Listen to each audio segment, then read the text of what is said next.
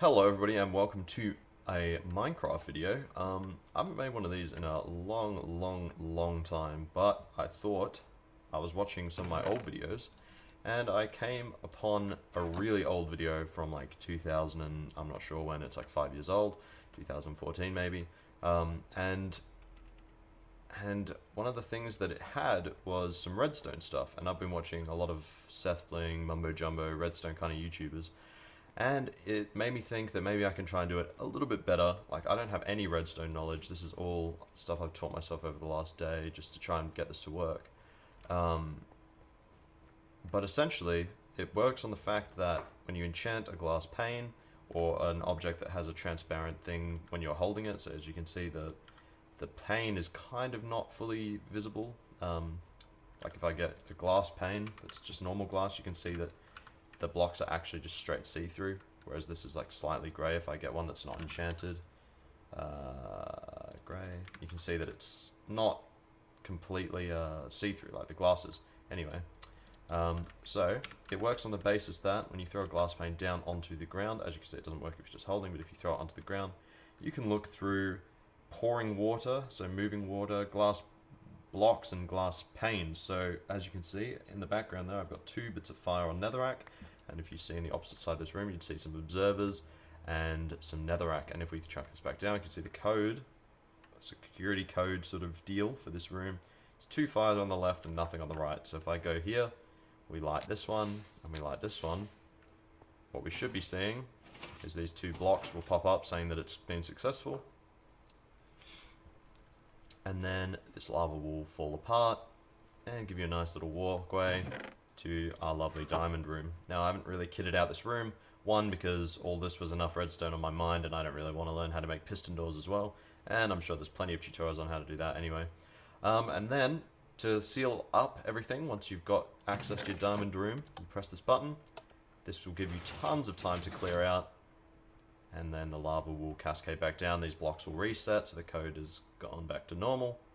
And somehow the lava doesn't really spill there. I don't know really why, but it doesn't.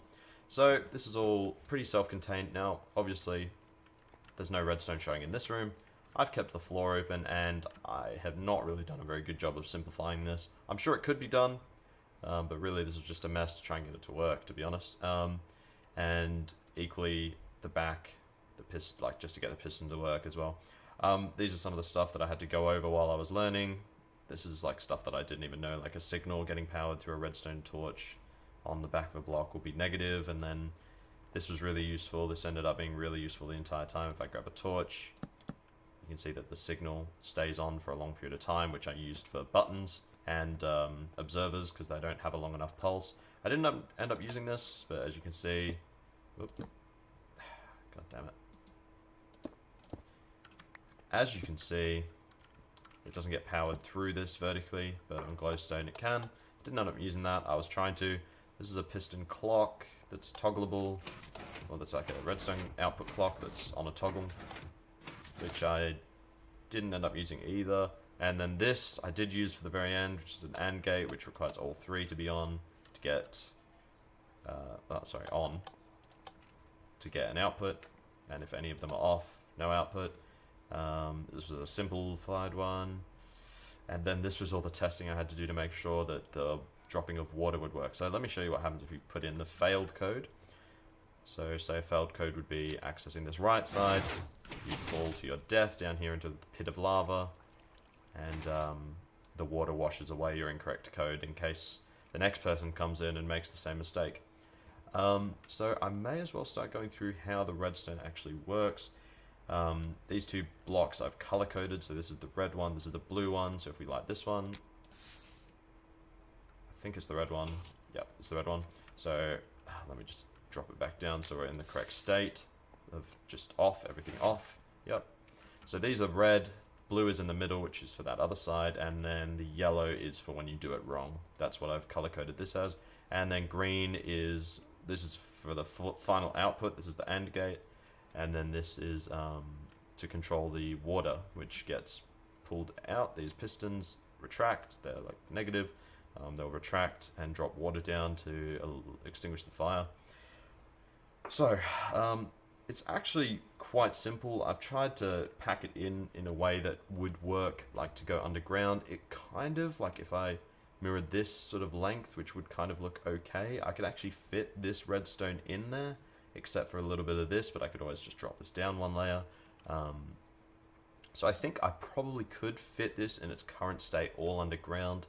I'd have to do a little bit of work around the edges, but I think it's possible. But I'd rather have it out to show anyway. So the way this works is the impulse comes in from when the observer detects a block update, which is the act of lighting the netherrack on fire. This goes through here, goes through this block, which are all extended by default, which is important. All these three blocks, the red, blue, and the yellow, are all extended, which allows a signal to flow through here, come down here to this part, which this is irrelevant for now, but this part is the piston extender, the signal extender. So this only, it's just because the observer sends out such a short duration that it actually can't function with a toggle switch. So I needed to make this slightly longer, this pulse. I don't know, there's probably a better way of doing this. This is just the way I found worked. Then this toggles from position to position. So if I go here and light it. Now the reason I keep extinguishing the fire when I put it down is because fire, when it gets observed, has multiple different states, and sometimes it can bug this out and it will like change multiple times. If you just made this with blocks, it would work all the time. So instead I just extinguish the fire manually before it can get a chance to pulse two signals.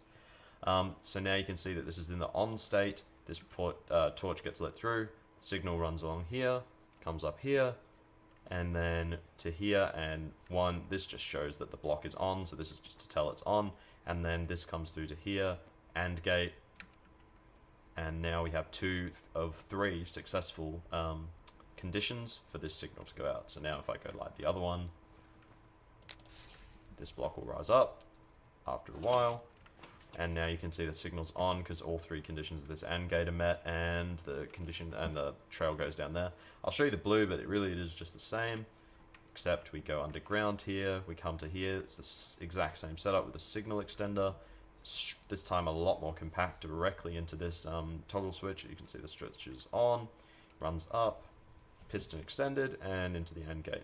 So now, if we follow this, this system, where it goes is we follow this green wool, which takes us all the way. An extender was actually required here. Please don't tell me if I break this. Okay, good. And this controls the success door. So as you can see, there's one piston. It's a little bit hard to see, isn't it, with all this stuff here? If I break this open, you can see that these pistons, these pistons are controlled, these 2 pistons are controlled by this, which obviously, because there's a signal coming into this, because it was successful, has retracted, has extended, because it's negative, and has sealed off these 2 blocks, which have lava above them. And then this one is not negative, so when the pulse is active, when its conditions are met, it will extend, and if we turn this off, the block will get pulled back up, and the lava will flow down from these other 2 spots. Okay, good, that's not going to spread. Yeah, okay, good. Let me just fix this so it doesn't accidentally bug out on me. I'm just going to replace these. Okay, cool. So that's the green, and now the stuff that really got me caught up was the fail condition. So actually, I guess for mirror's sake, I'll put this like that. So when it fails, you can see that this gets pulled down, and this floods the fire away. So if we go check out what happens on the yellow, again, same condition with the block. A signal will pass through here, will come down here. We'll go through this part first because it's more simple. The signal runs through here. This is just another signal extender. It's a lot shorter this time just to make the timings work here. It runs up through here, another slight delay after the timing, and then it will retract these for, I think it's, how long? It's 5 ticks or whatever. And now, if we follow the yellow on this way, we can see that there's another signal extender which holds the trapdoor open for longer than just like the observer tick. Let me just show you how short the observer tick really is. It's virtually nothing. I have one over here. Oop. It's it's hard to even see how short it flicks on for. It's so short that I believe it doesn't even power a piston. It might, I'm not sure. It does, but you can see that the duration is so short that if I was to be standing on a block here, it's not a sticky piston. If I was to be standing on a block, and I was to light this, like, it moves so quickly that it doesn't actually like stay stuck to the sticky piston. So we can go back down with the signal extender. This signal holds these blocks, which if I show you here, have negatives to control these pistons. These get pulled down. These get pulled down first, and then after a slight delay here, controlled by this and these retract back, and the whole thing gets pulled down and then in. So I can demo that one more time while standing on it, and you'll probably see it a little bit better when I fall down. So you can see there, it got sucked down and then pulled into the wall. Which I'm pretty happy with how that turned out, because I'm really not that good with piston doors and stuff, so that was pretty much a triple. It only is a 1-block entrance wide, so it's really not that difficult. So I thought one more thing that I could show was how it actually is put together, and a sort of tutorial for each of the parts. So the first thing you're going to want to do is test with the observer. So the observer works based on the direction the little red line is coming out. That's going to be your output. So now if we get a flint and steel and light this, you can see the output's working. The little eyes show you what side, and the output is there. So now you want to feed this into a repeater with as much delay as possible, because that way you use up the least amount of space. And let's just go for like that many ticks. And then another repeater at the end. It's important to have the repeater at the end just because it makes it so you're not wasting any blocks. So now let's get just a sticky piston that's stuck upwards, and we will light this.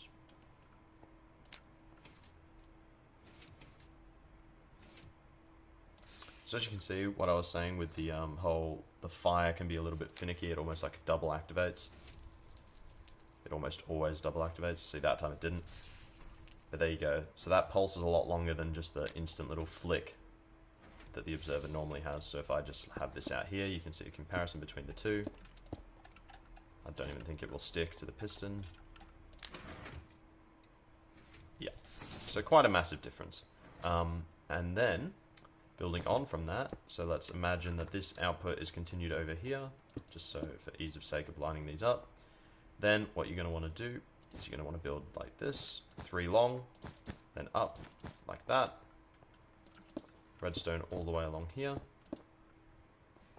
redstone torch, redstone torch. You're going to want to put, I like to start them in the off position just because it's easier, but obviously it's really easy to swap them around once you've got them in. Like that. Okay, looks like we're starting in the on position because I pushed it that way first.